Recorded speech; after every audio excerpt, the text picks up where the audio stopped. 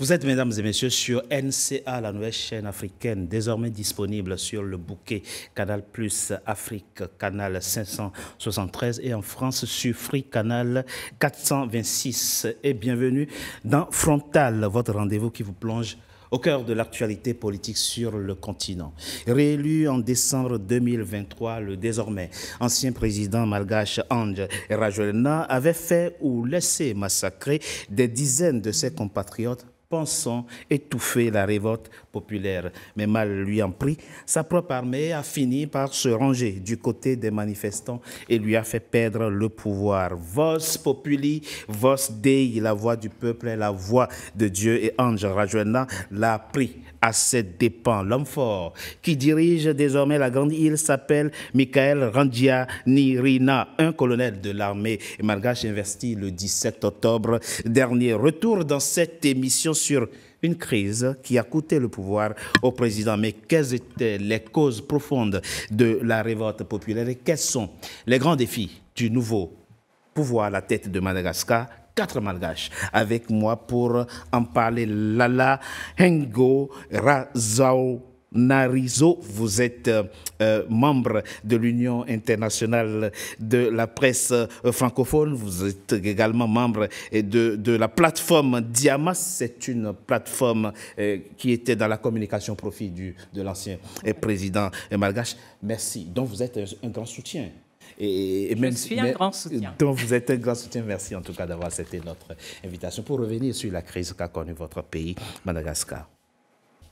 Mami Randrianirina, vous êtes économiste, entrepreneur, président fondateur de 2M Consulting, une entreprise spécialisée dans la formation et l'accompagnement en entrepreneuriat. Vous êtes également très impliqué dans la recherche et le développement des plantes médicinales. Vous êtes par ailleurs dans l'économie et la finance internationale. Vous êtes un homme en colère quand un dirigeant ne fait pas la volonté du peuple, ne fait pas ce pourquoi il est élu. On en parle au cours de cette émission. Merci. Ce sera avec plaisir. Merci d'avoir accepté notre invitation. Grégory Sileni, vous êtes analyste politique, grand connaisseur du jeu politique et de l'histoire politique de votre pays, Madagascar. Merci. Ancien conseiller diplomatique, êtes-vous également. Merci d'avoir accepté notre invitation. Arijon Tanzona, vous êtes vous journaliste, historien, diplômé de l'Institut d'études politiques. Vous êtes également un fin connaisseur du jeu politique malgache. Merci d'avoir accepté notre invitation. Après son exfiltration de Madagascar, le président malgache pensait rester maître du jeu politique en prenant un décret portant dissolution de l'Assemblée nationale. Mais les 131 députés réunis le 13 octobre 2025 ont tout simplement déjoué la parade politique viciée du président en votant sa destitution à 130 voix contre 1 et légitimant ainsi la prise du pouvoir par les militaires. Écoutons ce petit extrait avant notre débat. En application de l'article 49 de la Constitution, l'Assemblée nationale saisit en session extraordinaire afin de prononcer l'abaissement définitif du président de la République en raison des incompatibilités manifestes entre ses fonctions de président de la République et d'autres activités réalisant son mandat, de nature à porter atteinte à l'unité de la nation ainsi que la souveraineté nationale. On a pris le pouvoir. Ça, c'est le palais présidentiel. On dissout à partir d'aujourd'hui le Sénat, le HCC, la HCC, la HCJ et la HCDDED. L'Assemblée nationale, on la laisse travailler, continuer à travailler. Madame Razao-Narizo, ça peut paraître anecdotique. Je l'ai dit, vous êtes un soutien de l'ancien président malgache. Oui. Comme je l'ai dit, ça peut paraître anecdotique. Il est à l'étranger et il prend un décret pour dissoudre l'Assemblée nationale. Ce n'est pas du tout anecdotique et rien dans la Constitution ne dit qu'il ne peut pas le faire. Par contre, je voudrais quand même signaler... Avait-il le caché? Non. Je voudrais quand même signaler plusieurs entorses à la Constitution pour en arriver là. Déjà, la première chose, c'est qu'un député n'a aucune prérogative pour convoquer les gens pour destituer un président. Et tout ça aussi, il doit y avoir en fait une règle de procédure qui n'a pas été respectée. Donc quand on commence à dire que ça a débuté par une demande du président de l'Assemblée. Oui. Il s'est fait élire président de l'Assemblée nationale. Ça ne fait pas partie de ses prérogatives de convoquer une assemblée? Non, non, non, la Constitution dit clairement en fait qu'il faut une règle de procédure pour faire ce genre d'action. Et l'Assemblée nationale n'a aucun pouvoir pour destituer un président qui est élu au suffrage universel direct. Ça appartient à la Haute Cour de justice et seule la Haute Cour de justice peut se prononcer là-dessus, ce qui n'a pas été fait. Donc tout démarre à partir d'une madagascarade. On va commencer par le commencement. D'accord. Le décret pris par le président, était-il un décret régulier? C'est un décret régulier avait-il le tampon? Parce qu'il y avait le tampon qui a été mis, en fait, lorsqu'il a fait l'ampliation. Donc, sur le décret, voilà, pour enregistrer ce décret, il y a toute la procédure qui a été respectée. Il y a les signatures qui figurent sur ce décret. Ensuite, ce décret a été pris 2h30 avant, en fait, que le président de l'Assemblée nationale convoque les députés pour pouvoir destituer un président. Et le fait qu'il n'ait pas été physiquement présent sur le territoire malgache n'avait aucune importance. Il n'y a rien qui dit dans la Constitution qu'il ne peut pas le faire d'où il est. Quand il part en mission quelque part, il peut le faire. Ensuite, il y a une chose aussi. Je reviens sur ce que vous avez dit. Oui. Je reviens sur ce que vous avez dit dans votre présentation, comme quoi le président a laissé massacrer. Tout le monde parle de 22 personnes massacrées à Madagascar. C'est beaucoup. C'est beaucoup. Mais je vais vous dire une chose. Le président a appelé à une consultation, à une concertation avec la GNZ, avec tout le monde. Il n'a pas intérêt à ce que ça dégénère. À qui profite le crime? Quand on dit que c'est le président, est-ce que le président va dire écoutez, tirez sur tout le monde pendant que je les appelle? Mais ils sont morts comment, vos compatriotes? Les 22 Il y a des gens qui ont été payés. Il y a beaucoup de choses qui se font à Madagascar. Pour tuer des manifestants? Il y a des gens qui ont été payés. Il y a quelques rares personnes qui ont en fait été payées pour pouvoir... pour commettre ces crimes, pour assassiner des manifestants? Pas pour commettre des crimes, mais pour pouvoir en fait, comment dire ça? D'accord. Fomenter des révoltes. Et là, en fait, malheureusement, ça a débouché sur ça. Le président est victime d'un complot. Et là aussi, pareil, on oublie quand même que les forces de l'ordre, les premières images, en fait, de ces événements, les forces de l'ordre fuyaient parce que les manifestants lançaient des pierres. Ça, c'était la première image qu'on avait vue. Après, ça a été modifié, arrangé. Donc, voilà. Il faut que les non-malgaches qui nous suivent comprennent ce qui s'est passé dans votre pays. C'est très important. C'est pour ça qu'il faut aller méthodiquement et pas à pas. Votre compatriote dit la Constitution ne donne pas le droit à l'Assemblée nationale. Les 130 députés, là, bon, les 129 députés qui ont destitué le président, l'ancien président, n'avaient pas pouvoir de le faire. Oui, effectivement, au niveau de la Constitution, ça peut être le cas. Mais le problème, c'est qu'on a piétiné la Constitution depuis des années. Donc, comment on peut se permettre de dire telle partie de la Constitution n'est pas respectée, alors que soi-même, on ne l'a pas respectée? Donc, ça va de soi que la valeur de la Constitution, chacun le mène à sa sauce. C'est quand même les règles qui régissent le fonctionnement d'un État. Non, on ne peut pas dire ça.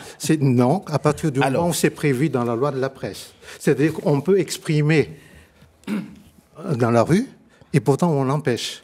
Au fond, si on s'en tient à ce que vous dites, oui, constitutionnellement, oui, André Joël est encore le président de Madagascar.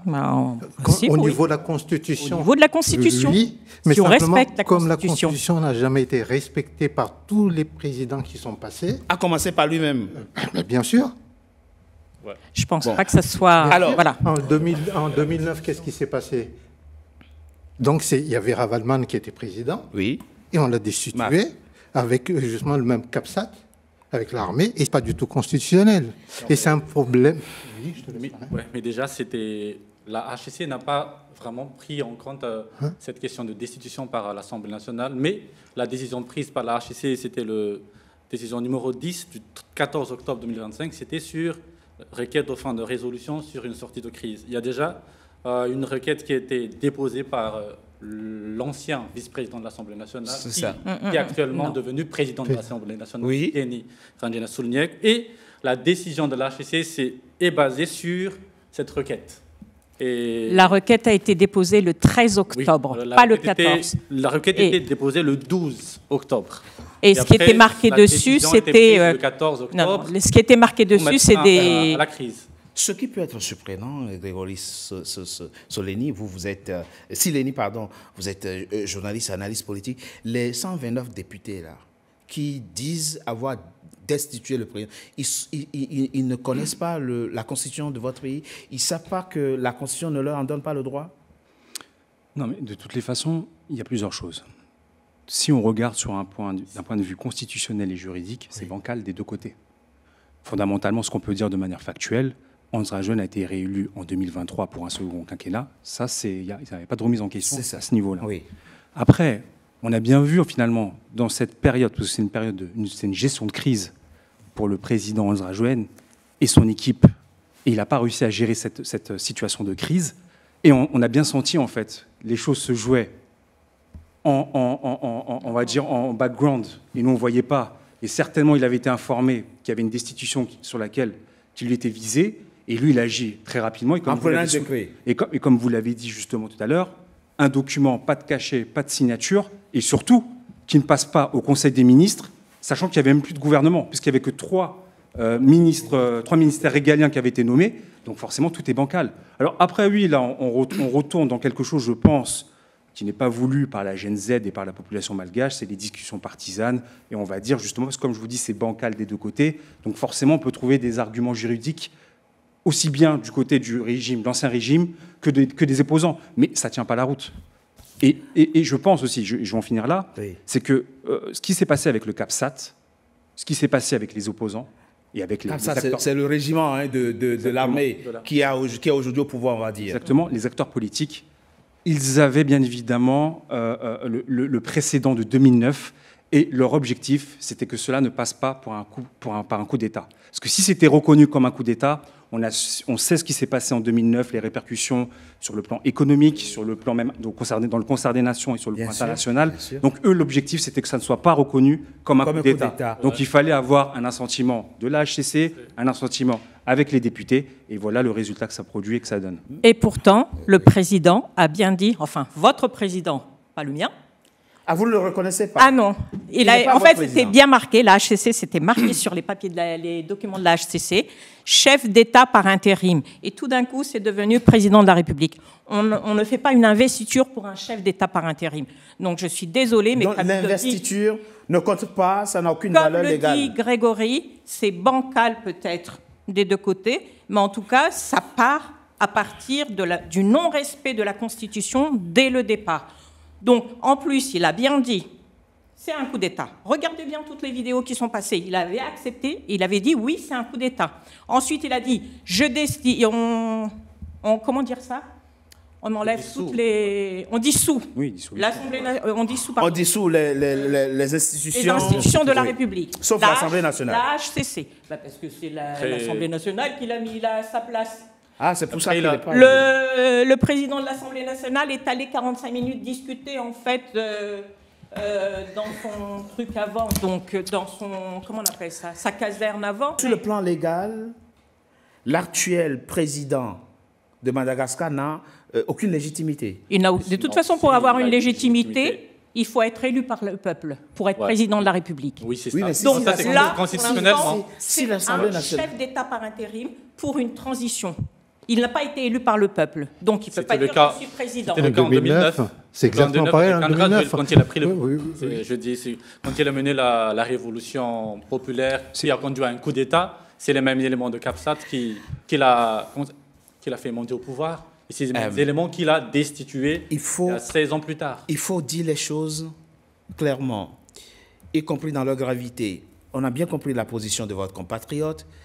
Est-ce que c'est quelque chose que vous avez accepté? Est-ce que la crise était telle qu'il fallait un dénouement? Est-ce que la prise du pouvoir par les militaires est quelque chose que vous avez accepté, que vous comprenez? Je commence par vous. Accepter, disons, en ce qui me concerne, oui. Pour quelle raison? Pour la simple et bonne raison, c'est que depuis des années, on s'est rendu compte qu'il y a une dégradation, pas de respect du tout, ni de la loi constitutionnelle, ni des lois normales. Et donc, à partir de ce moment-là, comment on peut se dire « Ah, ça, c'est pas constitutionnel, alors que moi-même, je ne l'ai pas respecté ». Oui. Et donc, à partir de ce moment-là, en tant que patriote, et en tant qu'aime son pays, et il n'y a pas de conviction personnelle. Je dis j'aime ou je n'aime pas un tel. Oui. Mais simplement, la situation est telle qu'aujourd'hui, il faut tout changer de système. C'est le système aujourd'hui qui est pourri.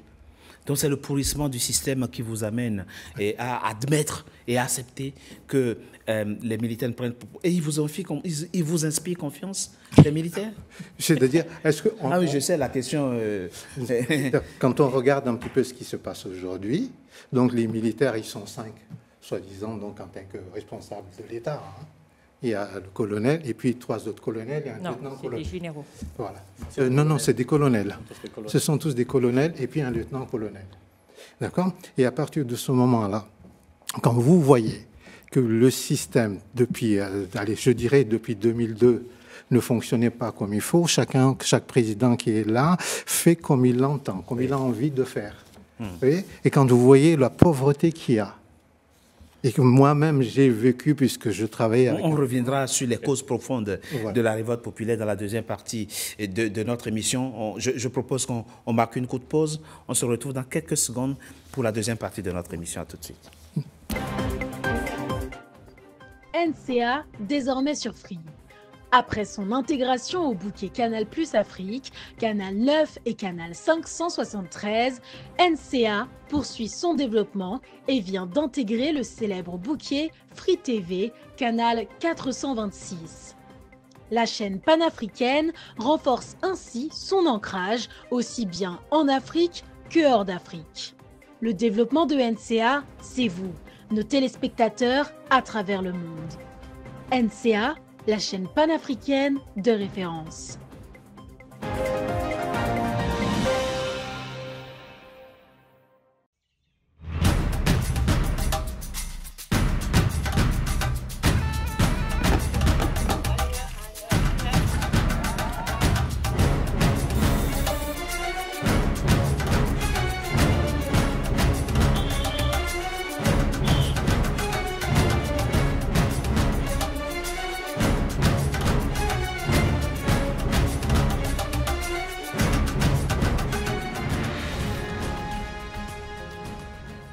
NCA, la nouvelle chaîne africaine.